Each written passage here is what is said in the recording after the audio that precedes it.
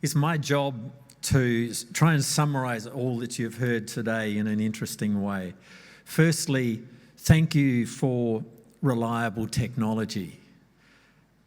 Today's been amazing. We have had a huge disruption. The technology worked. We're in a room that works, superb acoustics with superb everything. Thank you to Alfonso for bringing Slido to us. Thank you for Tom for solving all of the amazing technological challenges that just moved very, very quickly. And behind that, Jen and Marion outside, Gus and Bassam, all thank you very much. If I look through everything that's been happening and how all this comes together, there's been a big change from HiTeMP-1 to HiTeMP-2, and we've just heard a very interesting summary of that. The sense is very positive, things are going to work. There's a warning that Gus raised early on about Death Valley, and we had some honest discussion around that in solar. We can learn a lot from solar because solar is clearly a lot further down the pathway than hydrogen. Expect the similar story to come out. Expect also very big disruptions. Jason tried to put in the virus as part of what could happen in the future. Major disruptions are happening, and I was struck when I was thinking through this and remembering and listening to the conversation about transport. When I was born, the Australian Prime Minister hopped on a ship and sailed to London to meet with the Queen and then sailed home again. And the country ran the whole time he was away, and while he was at sea, they couldn't even ring him. And nothing went wrong. In fact, big decisions were made. So expect things to change, as I've seen in my lifetime. If I look through the big emphasis, it's almost changed squared as what we've been here about. There's some big things happening. At the global drivers, Gus pointed to us about the big progress and the changes and the thrust now and the importance of industry decarbonising. The big risk is that we decarbonise electricity, we don't decarbonise our industry. Two challenges: Australia might get behind and lose all of its industrial opportunity, or Australia can move aggressively and gain industrial opportunity. Thank you for drawing that attention to us. How we deal with the hard to decarbonise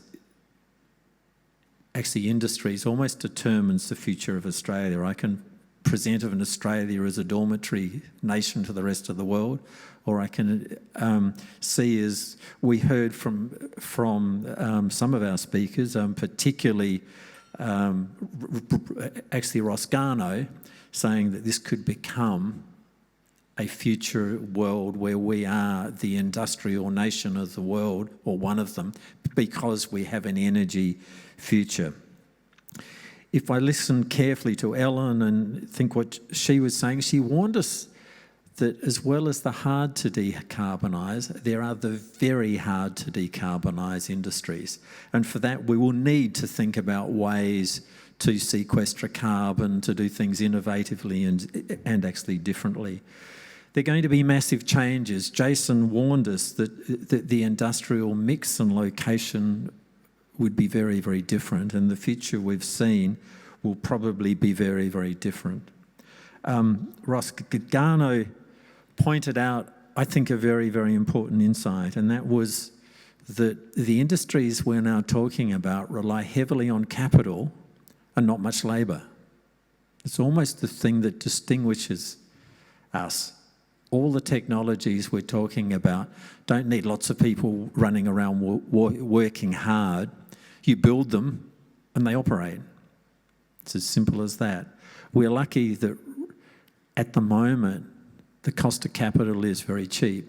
When I started my research career when I was about 25, 26, the interest rate was 18%. The real interest rate was sitting around 10%. Things more than 5 years away didn't matter. When the interest rate is close to zero in real terms, people plan long term, and how you invest in capital really matters. Cobard told us about, very cleverly, I thought, in a nice structure, that there were essentially 4 challenges. One was, how do we get the costs of actually energy down? How do you make hydrogen and other fuels cheap? How do you store that energy? How do you transport it? And then what happens in the policy environment? He said they were really the four most important challenges. He warned us, and I think others picked it up well, that we had to imagine a brave new world that's very, very different. One thing we haven't talked about is what happens to all of the waste that's going to be produced by all the batteries, solar panels and everything. How are we going to manage that? Where are all of the important minerals going to come from as we change and go through? Ross Garnaut told us of the energy superpower future, moving very, very quickly to a framework which shifts our thinking. And when you take Cedric's view and actually Ross's together, there's a hint that the current Australian government vision of a massive hydrogen export industry might not work. And the one that is much more likely to work when you listen to them is one where we export low carbon products. So rather than exporting hydrogen, we develop a world where we export and make low carbon products. There was also a very interesting discussion around ammonia as coming and being an important part of shipping. I see that as one of the sleepers that's there. Cedric pointed out that governments still have to quite appreciate that climate change is real. He started off and said climate change is real. I think we're getting that, but it's taking time to come through. Cedric also pointed out another clue in the IEA's view, that we also had to think about demand management. And I guess I'm an economist, so for that is something that stands out to me. But Cedric was saying demand management is very, very important. And one of the ways that could well drive this, and this came from some other things as well, is to think about and understand the sharing economy. A lot of our discussions today around transport, particularly air transport, assume there's still going to be air transport. It might be that in the brave new world we go in, that in fact that will not happen. And one way to reduce the need for steel actually is to move to a sharing economy. So imagine all of us share cars. Nobody owns a car. Nobody owns lots of things that we own now. Costs are falling rapidly. We've seen this in solar. Much of the discussion today, excitingly for me, was around falling costs. Cedric and Cobart really stressed that. Competition comes through all of this and drives change and drives investment. We're in a changing world. There was an interesting discussion around who are our competitors likely to be. Is it going to be Morocco? Is it going to be Egypt? What's going to happen in the world? There was a little bit of discussion and mention that, in fact, wind power, particularly offshore wind, might win. Australia might not end up with a massive advantage in terms of producing energy. It could be that it's solar, wind, plus hydro, go to the countries where there are really good sites for actually pumped hydro, and also great sites for storing energy, and even 24/7 production. How do you get the mix? We've just had actually an interesting discussion about solar, not for the daytime stuff, but solar for nighttime production. An interesting way to think about the mix. It stands out when you come forward. Expediting progress, something that came out particularly from COBAD, policy and where is it all going. Something that came out from the EU, which struck me, and I noted it down, was that in fact the world really depends as we move forward on two leaders, people in the EU and people in China. And those two economies look like they're going to drive change. At the moment, Australia is not part of that as part of the vision, neither is the US. That could change. Ross Garnaut hinted that it would change quite quickly.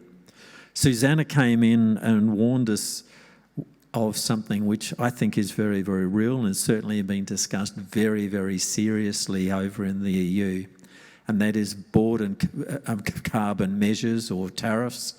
And there's very serious discussion in the EU about setting a tariff on all countries, all nations that don't set actually strong emission targets and follow them. The reason they're doing this is one of the big risks that sits behind this for industry. Should the EU go to zero emissions and other countries don't do it, then EU would normally then import steel and all the other things from those countries that don't go ahead, unless they bring in a border measure. So part of this and the policy side is going to be, I think, some sort of world-correcting mechanism, which means that industry doesn't move, and Australia needs to think and plan for that and don't think it can free ride. Darren from Marina talked about the role of government. It's clear at the moment that in things like hydrogen, biogas, and many of the mixes that are emerging, that costs are still too high. And as we seek to reduce that, governments have a very big role to play in determining what they decide to subsidise. Groups like ARENA are very, very powerful, and there are similar organisations set up all around the world spending billions of dollars subsidising best guesses of what's going to happen. That makes it a very, very risky environment unless governments are prepared to set long-term changes as we go forward. Technologies, as we look, Cedric pointed to shipping and said shipping equals ammonia, and the shipping industries decided on that. I also heard a couple of mentions from our actually international speakers on methanol, something I don't think we're thinking enough about if we look at the mix of fuels and where they might actually emerge in industry and what new industries might emerge.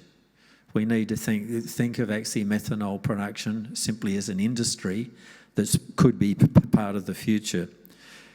Certification is very, very important. Ellen stressed this, Susanna stressed this. Finding certification systems so that people trade and understand what's going on is going to be very, very important. Hydro is another important part. My partner works actually in real estate and says to me, it's location, location, location. The thing I heard today was cost, cost and cost. Understanding where that's going to happen and be aware that electrification is well ahead, and the easy pathway is to move to electrification and lose industry if you don't get this transition right. Jason talked to us about hedging strategies, and something which struck me, he said, corporations around the world are being praised because they've set a vision, but he warned, in fact, that while they're praising and saying we're going to net zero, when you look at what they're doing, it's business as usual.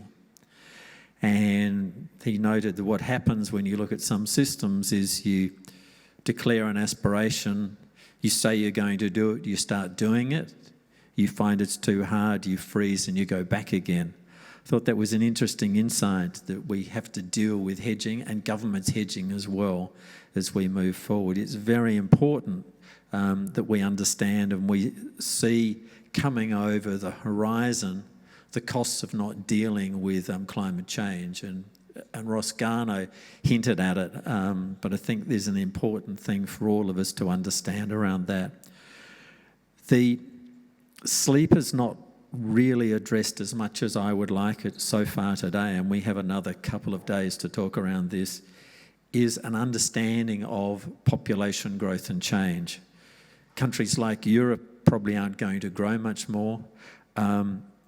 Australia's population, according to the ABS and all the official data, says that by 2050 we'll have 40 million people, which is an increase of 26%.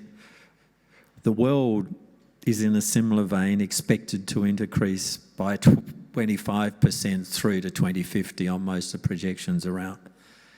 If you think of that increase of number and actually understand you're going to reduce average maxi emissions by 2030, if you're going to halve global emissions by 2030, that means that the impact, if we're going to have that on a per capita basis, is much more than that.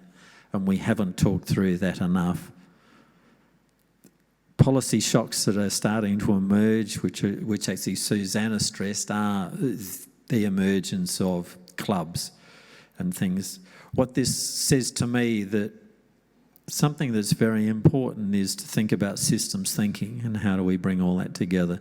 Systems in terms of what influences what and what influences that. We had a comment earlier today pointing out that actually industry is much more than its percentage when you see all of the things that are called Scale 3 emissions and all sorts of different names, but essentially it's how do you bring the whole system together, and to know and understand, as we heard from Arena, that if you phase out coal, you also phase out fugitive emissions, and also if you phase out gas, you phase out actually fugitive emissions. If you phase out transport, you phase out a whole pile of other things that are really important. Putting all that together is very, very important.